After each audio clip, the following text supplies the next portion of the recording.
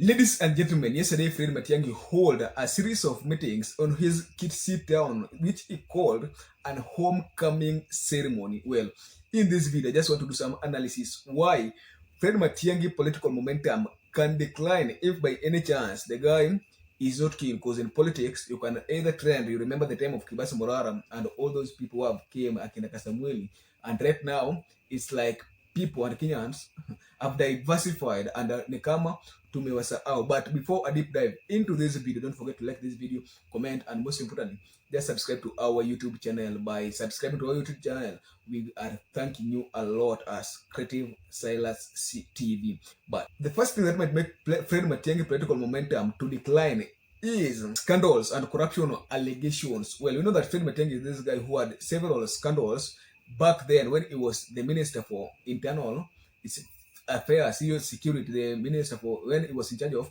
security. Well, when this guy was in charge of security, was the exact time where we had several abductions, we had people who were killed and being thrown in Ribayala. We have several bodies were being found, Pale, Karura Forest, the people, the activists. So right now, this when these people start to rise against Fred Matiangi, let me tell you that it won't be a walk to the park, and many people will start seeing Fred Matiangi as a betrayer who has betrayed them and who want to use them, and who is a leader who is somehow opportunistic, who want to use them to get into power, then dictate them as Idi Amin of Uganda. The second point is the internal party conflict. Well, we know that right now, Fred Matiangi is being supported with our one and only Wamunyoro, aka Rigathi Gachagua. Well, these pictures which show how Kalonzo Musyoka and Fred Matiangi in Wamunyoro's resident pale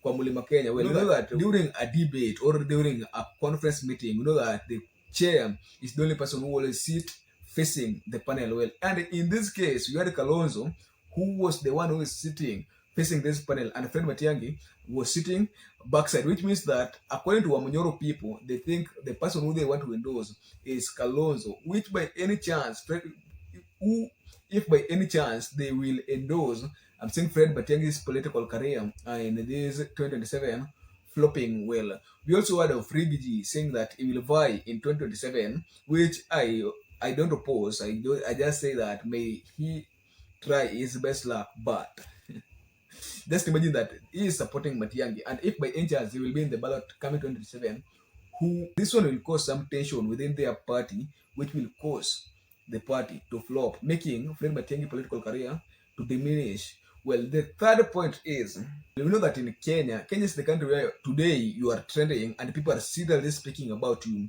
Well, if it's come to the next day, our watakusahau. So Kenyans are people who they will force you, and they will give you pressure online with them saying, telling you that you go, you deserve more, you deserve better. But if by any chance will make a move to that what they are telling you to go there, you will be disappointed, because these people ni kama wanaoshaga watu, and in Kenya every person is a wash. So maybe wanaweza peleka Matiangi pale, then shift opinion, because we know very well that Kenyan politics is always based on tribal politics. And in fact, there is this video that I posted, and in the comment section there were some tribal people when alikuwa wanaongelea saying that you know what, you people from Nyanza want Raila Amolo Odinga to be supported. Bro, no, I'm not about this channel is not about the people of Nyanza only.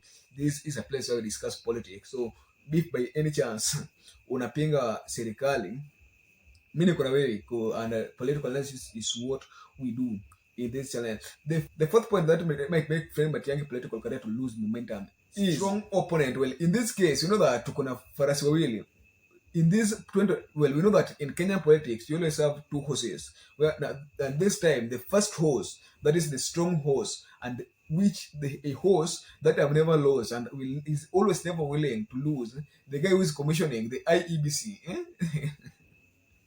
Do you think that I can give you a job, you can commission me with all sorts of things that are being needed, then you end up waste? So William Samoei Ruto being a strong candidate in this 2027 election, this one will make my good friend, my brother Fred Matiangi, to have pressure on him that might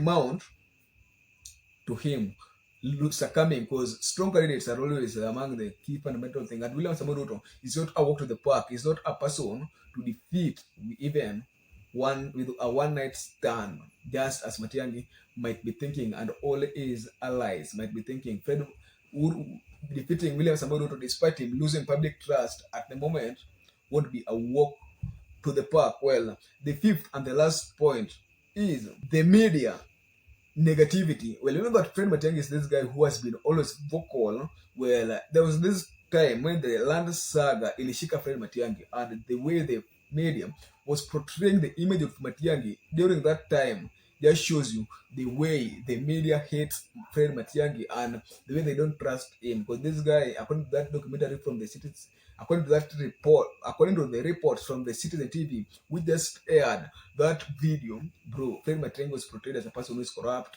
Yani, I can't even explain call sometimes in this channel because those people can seriously be. But the media is also another key point why Fred Matiangi should be keen. If by any chance, after Fortilia, the media negativity, he will. Last, those are just my thoughts pertaining. At last, those are just my thoughts why Fred Matiangi should keep the momentum going, or the things that might make his political momentum yenye ameanza saizi with strong waves to diminish if by any chance hata iangalia na macho wawili. At last, I was your host Silas. Till next video. Bye bye.